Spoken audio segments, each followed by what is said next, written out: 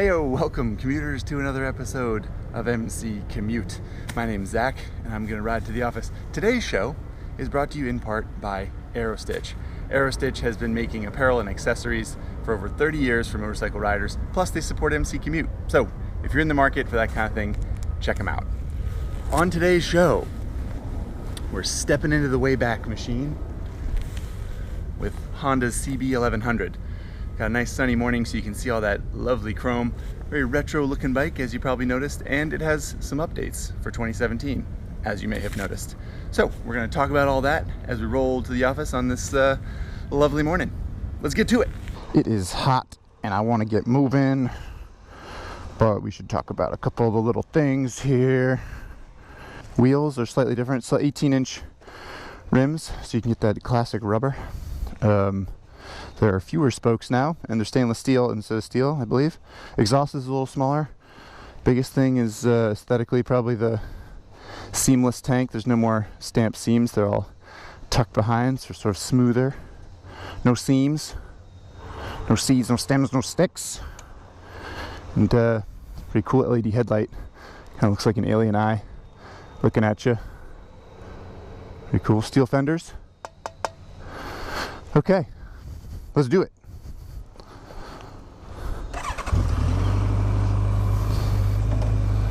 So the basics for CB1100, you got an 1100cc engine, 1140 I think, 1140, but it doesn't really matter.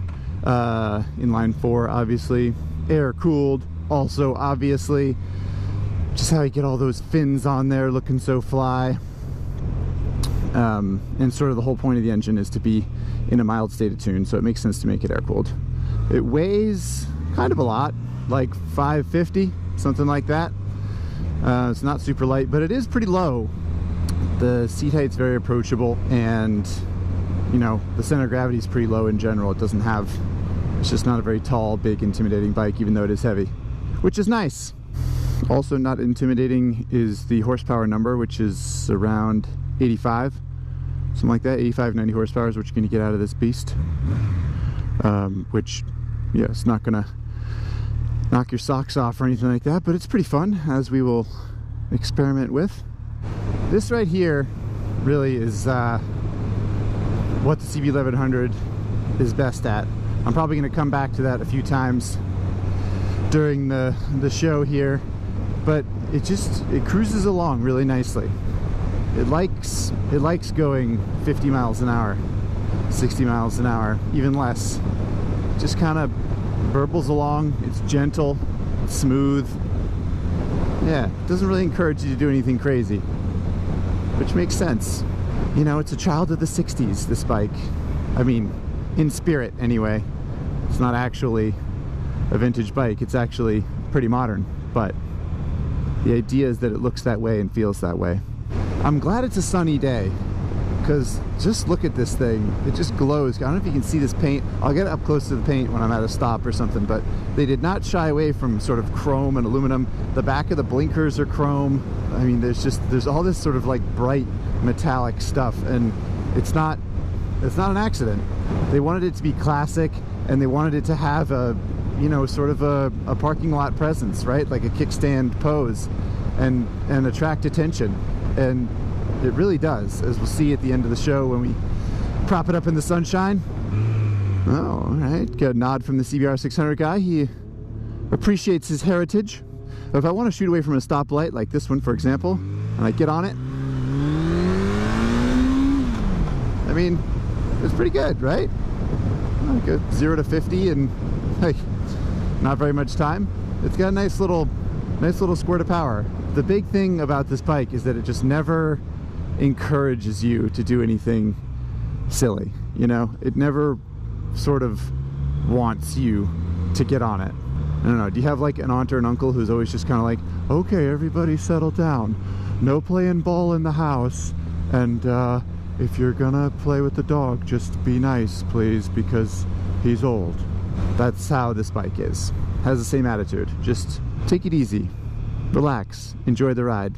Fortunately, it's easy to enjoy the ride on this bike because everything just works so well. It has I don't know, it's very Honda. Everything feels good. The transmission feels good. The clutch, even though it's one of those slip grip things that I don't really like in general, it just feels nice. The brakes are strong. They're not bitey, but they're strong. The throttle response is really smooth and nice. It works really, really well. Some Nissan calipers up there. Nothing special. But yeah, they work well. And they should, because, you know, 550 pounds is no joke. Policia gave me a nod. He's probably looking at this bike thinking, that guy's probably like 75 years old, so he's not going to do anything crazy. And he's right. I'm not going to do anything crazy because the bike doesn't want me to. It just wants to cruise along. Take it easy.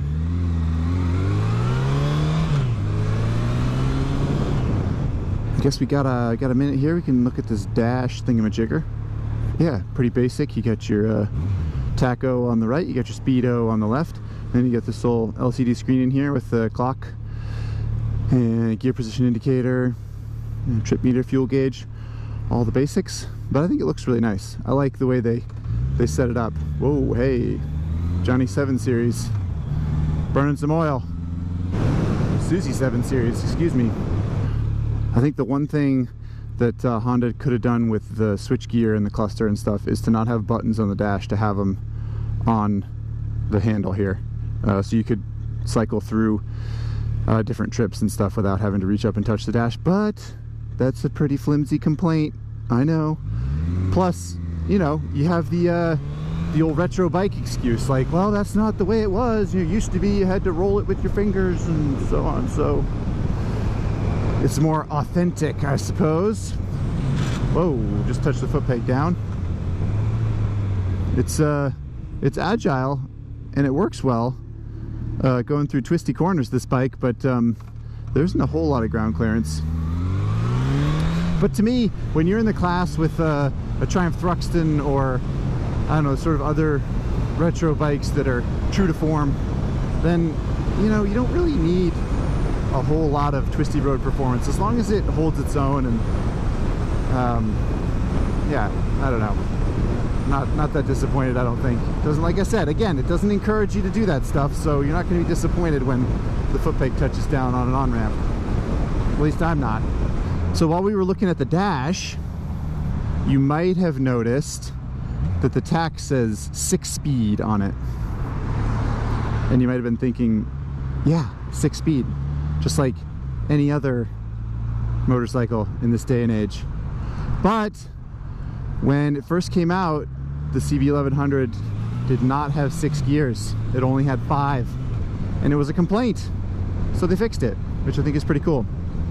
And now the gearing is quite good, I think. Oh, Caddy Ragtop getting cray-cray.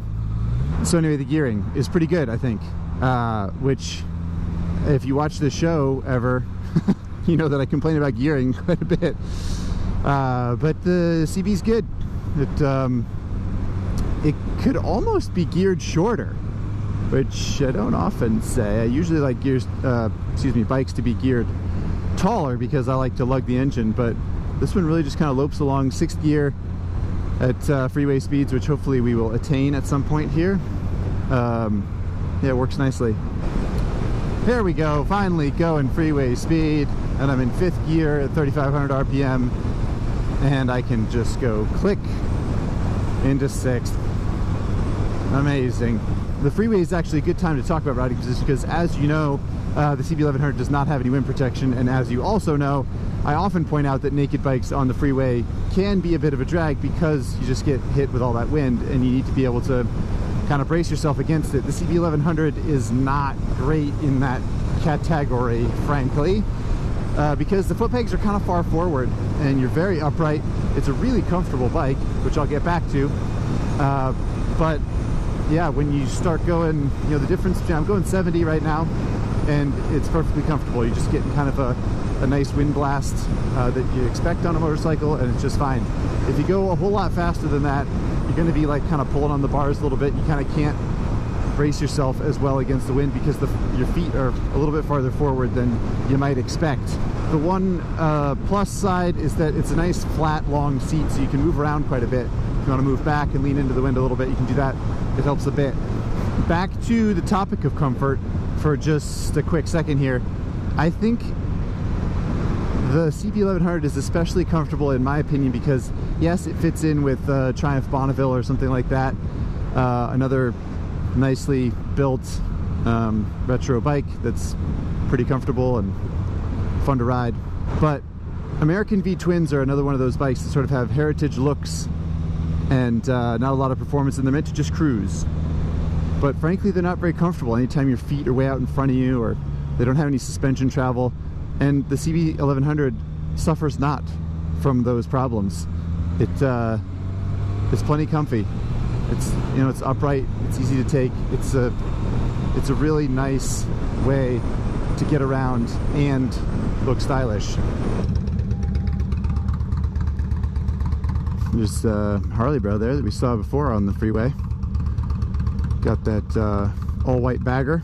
Yeah, I think his bike and this bike are actually kind of similar. Lots of chrome, lots of style, not necessarily a ton of performance, but just being upright and in a much more natural position in general. This bike's way more comfortable. Wrap. Oh, got the rev limiter. It's like just before 9 grand. Student driver. Let's see, how can we have fun with this? I guess it probably shouldn't. But at the very least, we should teach the student driver that in California it's legal to lane filter on a motorcycle. There, can you see that? Can you see that paint now?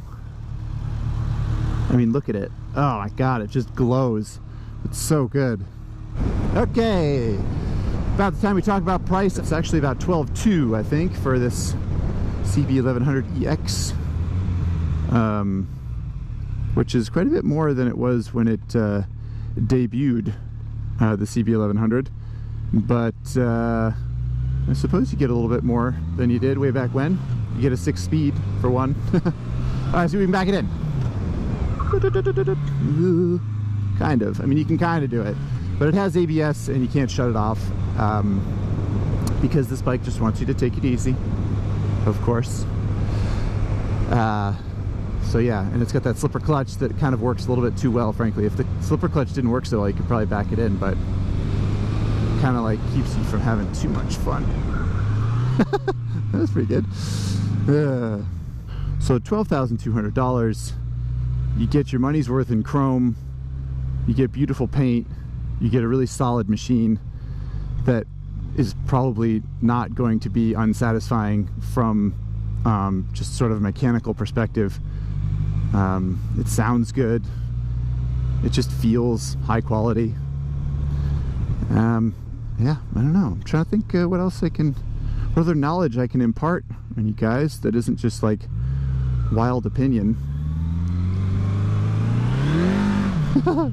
No traction control though, so you can get Swayze if you want to.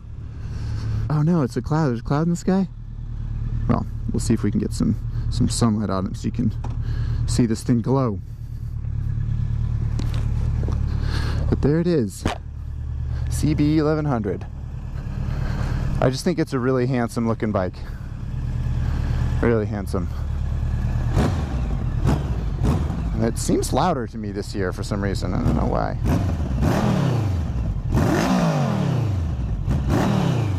Kind of sounds like 2 CB450s to me in some ways.